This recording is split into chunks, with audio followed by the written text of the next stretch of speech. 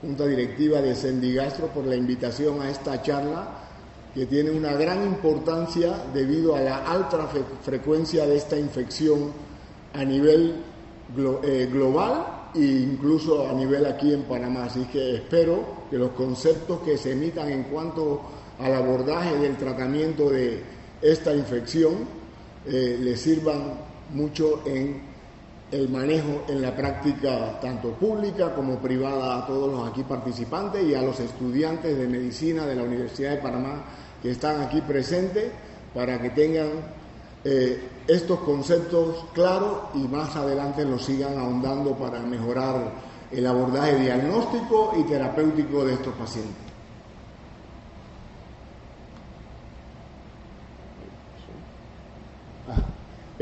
Para hablar de la infección por Helicobacter pylori, primero vamos a dar un pantallazo de lo que es la bacteria, los mecanismos de virulencia, su diagnóstico en forma rápida y posteriormente el abordaje terapéutico de estas infecciones y cuándo se deben tratar y cuándo no es muy útil los tratamientos de erradicación de la bacteria. El Helicobacter pylori, como todos sabemos, es una bacteria gram negativa en forma de espiral, flagelada, con 4 a 8 flagelos en la superficie externa de su membrana celular y microaerofílica. Es muy importante en cuanto a las dietas que más adelante utilizaremos para los tratamientos porque la modificación de los ambientes microaerofílicos impide la colonización de la bacteria. Está localizada en el moco gástrico, en la superficie epitelial de la mucosa gástrica, en la base de las criptas y incluso localizaciones intracelular. Y estas localizaciones más profundas son las que hacen que ocurran mayor cantidad de fallas terapéuticas porque muchas veces, por los tratamientos que se utilizan, no se alcanza a penetrar el antibiótico a estos niveles de profundidad en la mucosa. Globalmente afecta al 60% de la población mundial.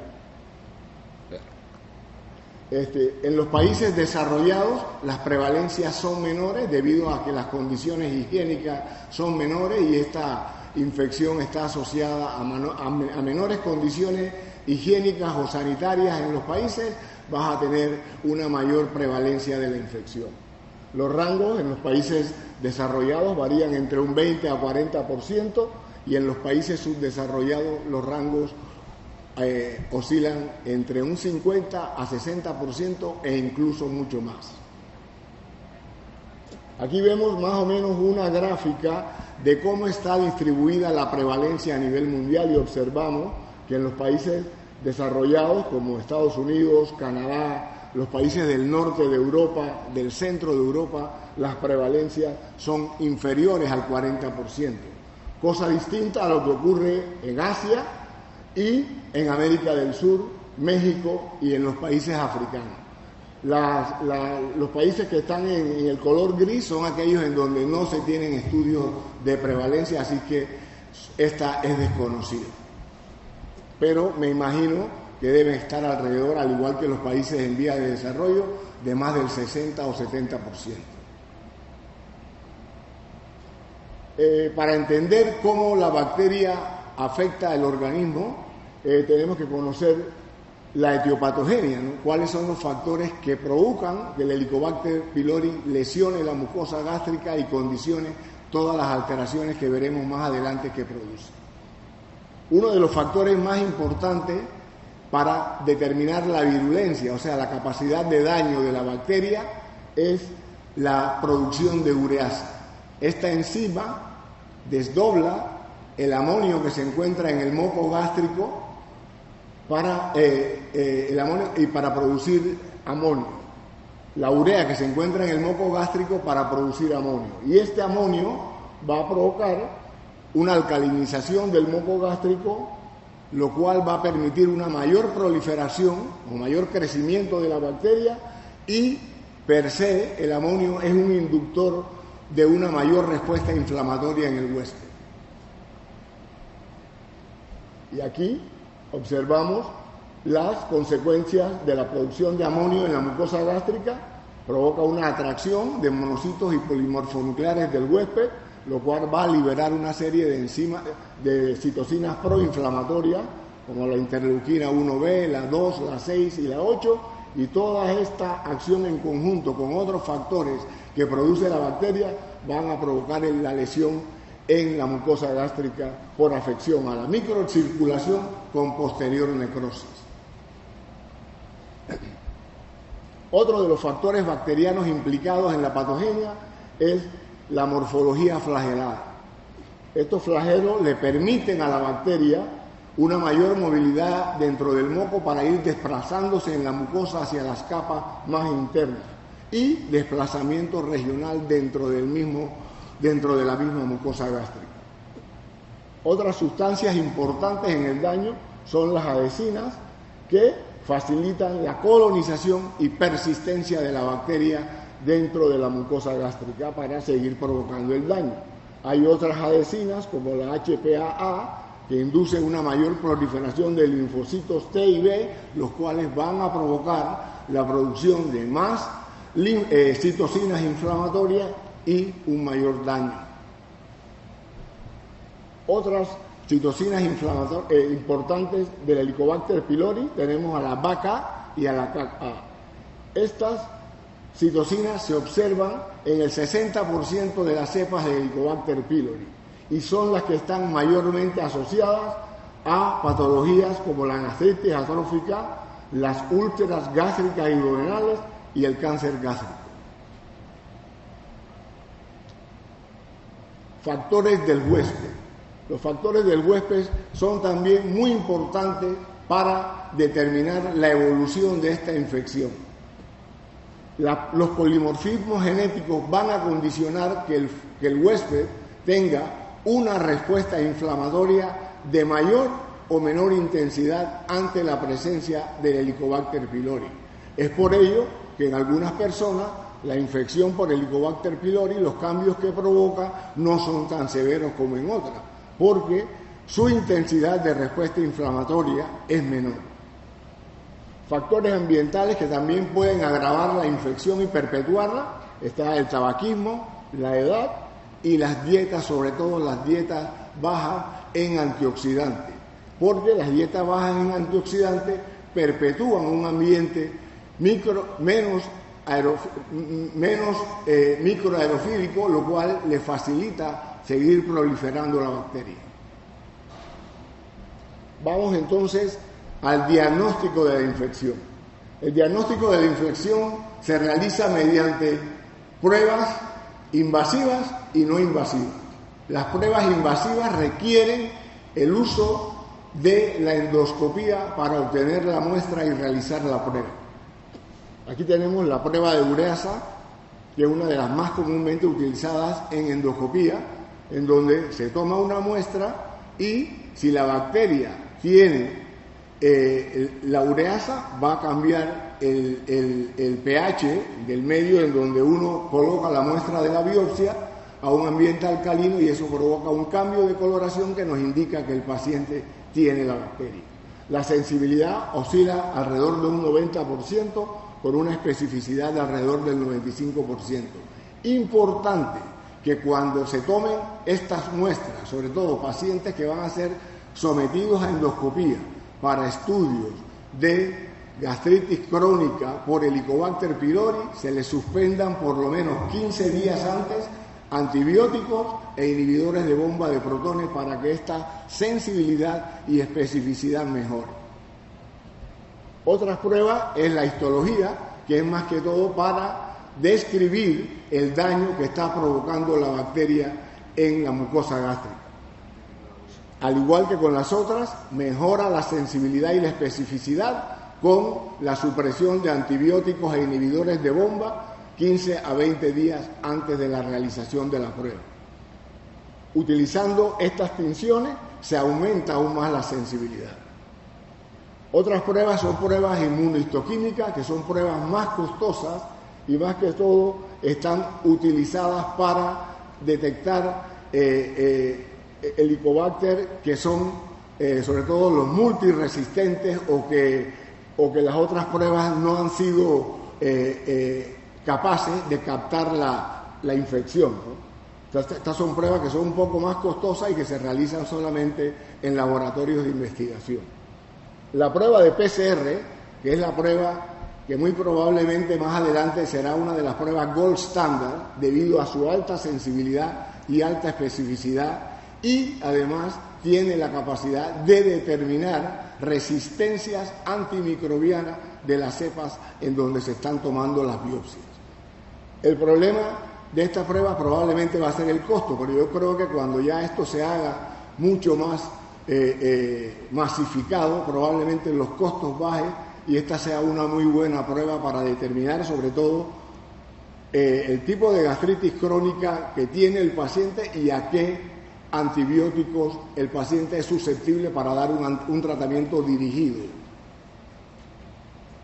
Y estas son las pruebas con que contamos en la práctica clínica, sobre todo en atención primaria o en medicina familiar o en pacientes que no se requieren hacer una endoscopía para un abordaje diagnóstico y terapéutico, que tenemos entonces la prueba de aliento, que también preservando el no uso de antibióticos, ni inhibidores de bomba, ni Pepto-Bismol, 15 a 20 días previos a la toma de la muestra, la sensibilidad está entre un 95 y un 98% y la especificidad alrededor del 98%.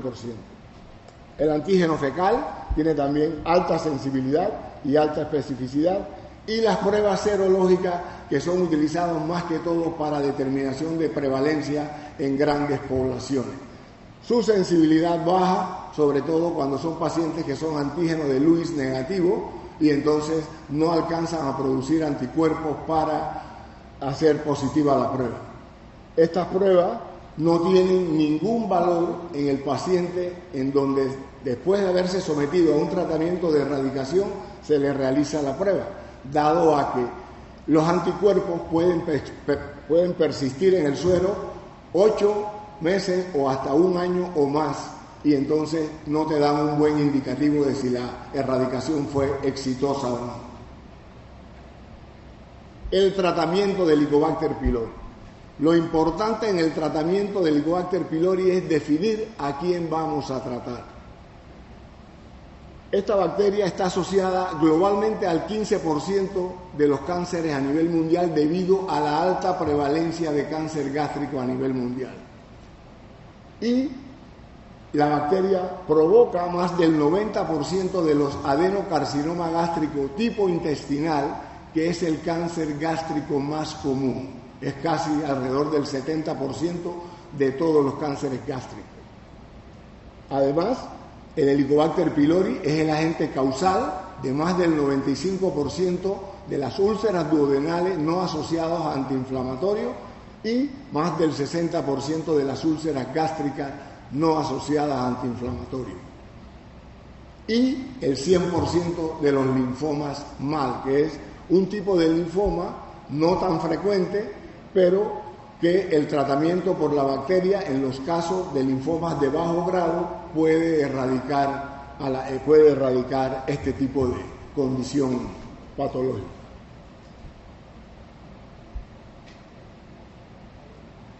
Las indicaciones establecidas hasta ahora para el tratamiento del Helicobacter pylori es la persona que le llega a su consultorio con síntomas dispépticos y con una prueba positiva de Helicobacter. Entonces, esta persona está indicada a tratarla. Existe controversia en cuanto a los resultados de los tratamientos de los pacientes con dispepsia ulcerosa versus los tratamientos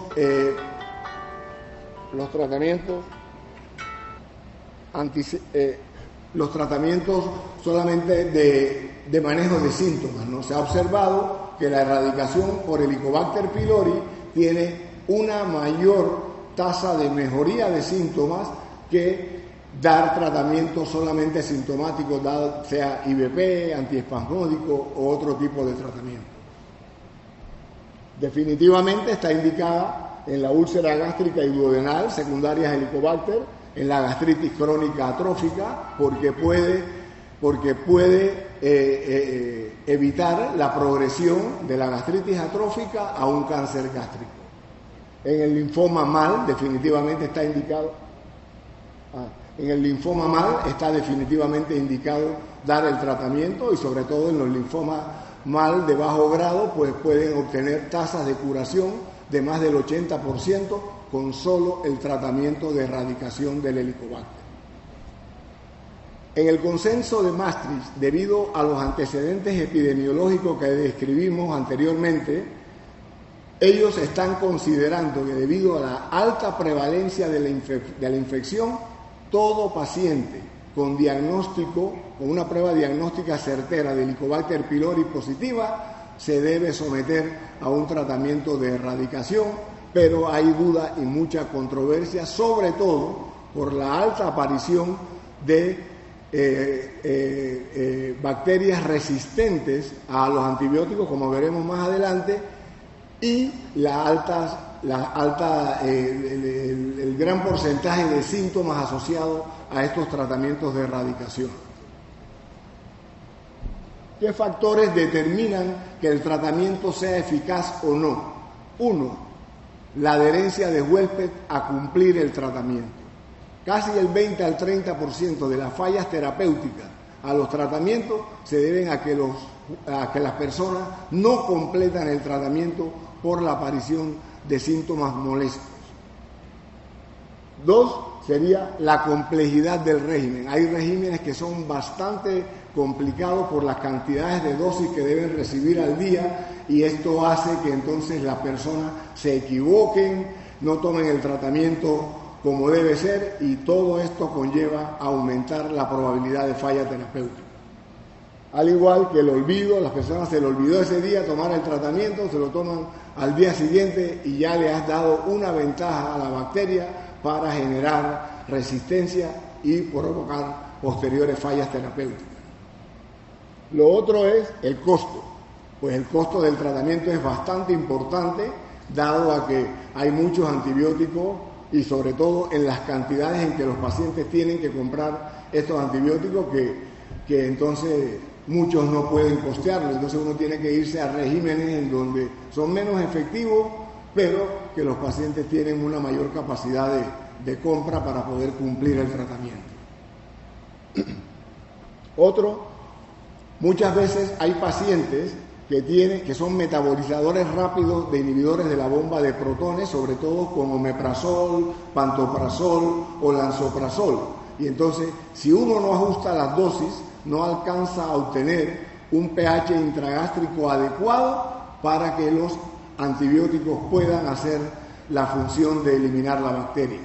Y entonces se recomienda en algunas poblaciones preferiblemente utilizar antibióticos en donde su metabolismo no es a través del citocromo P12C19 y que hacen que tengan una mayor vida media estos medicamentos y logren obtener un pH intragástrico mayor de 6 a 7, que es el que facilita que el antibiótico pueda penetrar la bacteria y facilita al igual la proliferación de la bacteria para que el antibiótico se incorpore con mayor facilidad y la destruya.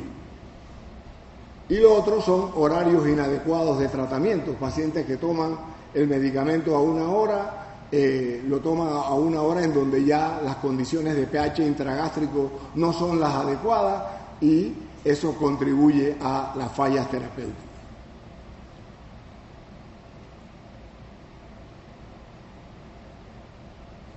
Los regímenes de tratamiento. Los regímenes de tratamiento, en un principio, cuando comenzó el boom de los tratamientos de la bacteria, hace 20, 25 años, los regímenes tradicionales de triple terapia obtenían una eficacia de tratamiento alrededor del 90 a 95%.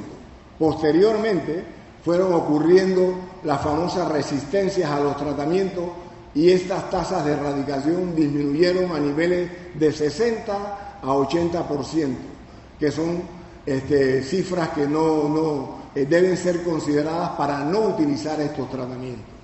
Por ello es importante que para hacer un abordaje de una triple terapia convencional con inhibidor de bomba, amoxicilina si el paciente no es alérgico a penicilina, claritromicina por 14 días, que es lo recomendable para obtener una mayor tasa de erradicación.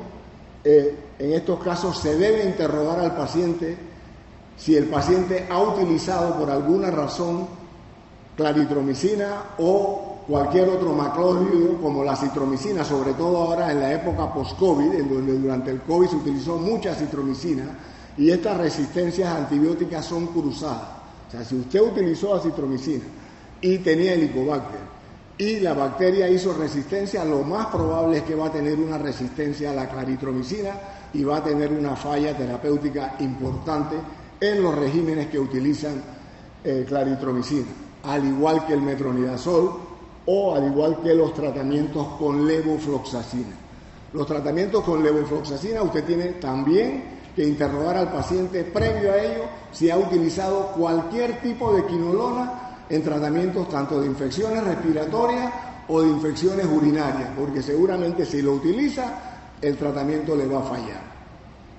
Entonces, cuando usted hace todas estas concepciones y determina cuál es el tratamiento óptimo, entonces usted puede iniciar una terapia tradicional.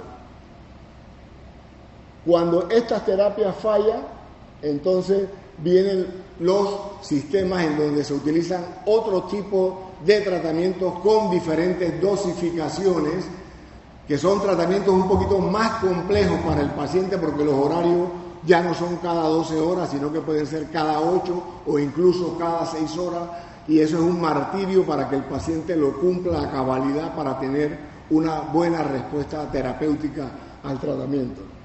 Entonces, la falla terapéutica a los tradicionales, entonces nos iríamos entonces a la cuádruple terapia, que tiene una buena tasa de erradicación, sobre todo si utilizamos, en caso tal, en vez de claritromicina, si usted puede seguir usando amoxicilina, manténgala, porque las tasas de resistencia, tanto a tetraciclina como a amoxicilina, oscilan entre 1 a 2% la resistencia de la bacteria a estos antibióticos. Entonces, si usted puede utilizar estos antibióticos, sería lo ideal. Y entonces, si falla a la terapia tradicional, a la triple terapia tradicional con amoxicilina y claritromicina, o cambiando la amoxicilina por claritromicina, si la persona es resistente al tratamiento, entonces iríamos a la terapia cuádruple, en donde utilizaríamos con mayor seguridad, para mejorar la eficacia, el IVP a dosis más alta, 40 miligramos cada 8 horas, preferiblemente esomeprazol, por la ventaja que tiene en el metabolismo del citocromo, que no se metaboliza ahí y hace que los pH intragástricos se mantengan en niveles mayores de 6 y 7, lo que facilita una mayor penetración del antibiótico sobre la bacteria. Utilizaríamos metronidazol a dosis de 500 miligramos cada 8 horas, en conjunto con el subsalicilato o subcitrato de bismuto, que permite que la resistencia al metronidazol disminuya. Aunque la bacteria sea resistente a metronidazol, el método de cultivo, el aumentar la dosis de metronidazol, adicionándole el subsalicilato de bismuto al tratamiento y aumentando la dosis del mismo metronidazol, hace que esta resistencia se minimice y obtengamos buenas respuestas terapéuticas. Entonces, es lo que les comentaba anteriormente, cuando existía una falla terapéutica a los métodos tradicionales, a los esquemas tradicionales. Esta es una de los esquemas de tratamiento que se utilizan de segunda y tercera línea, porque tienen una alta eficacia si el paciente no es alérgico a penicilina. Aquí tendríamos que utilizar una mayor dosificación de la amoxicilina, en vez de 2 veces al día a 3 veces al día, y la implementación de la rifabutina, que es un medicamento difícil de conseguir en Panamá debido a que solamente está circunscrito al tratamiento de la tuberculosis asociada a VIH, y entonces no se consigue libremente en la farmacia. Tendría uno que solicitar la consulta a los servicios de neumología o de infectología para que le autoricen el tratamiento con este medicamento. El problema con la rifabutina es que es un medicamento que genera muchos efectos indeseables, dolores, rash, náuseas, vómitos e incluso se ha observado casos con aplasia medular y entonces uno tiene que estar haciendo una vigilancia cercana durante el tratamiento. Para mitigar muchas veces los efectos colaterales de las altas dosis de antibióticos, que definitivamente pueden provocar modificaciones importantes de la flora intestinal, es muchas veces conveniente utilizar probióticos durante el tratamiento, lo cual va a minimizar la aparición de síntomas gastrointestinales tipo dolor, tipo diarrea, que muchas veces hace que el paciente deje de cumplir el tratamiento. Este es otro tipo de esquema de tratamiento que era la terapia secuencial, que utiliza un esquema con esomeprazol y amoxicilina 3 veces al día y posteriormente lo cambia de antibióticos en vez de amoxicilina, entonces incluiría ahí claritromicina más metronidazol manteniendo el esomeprazol. Se ha observado que las diferencias no son tan importantes y entonces ya es un esquema que se está dejando de utilizar. Eso es todo. Si tienen algún tipo de pregunta la veremos en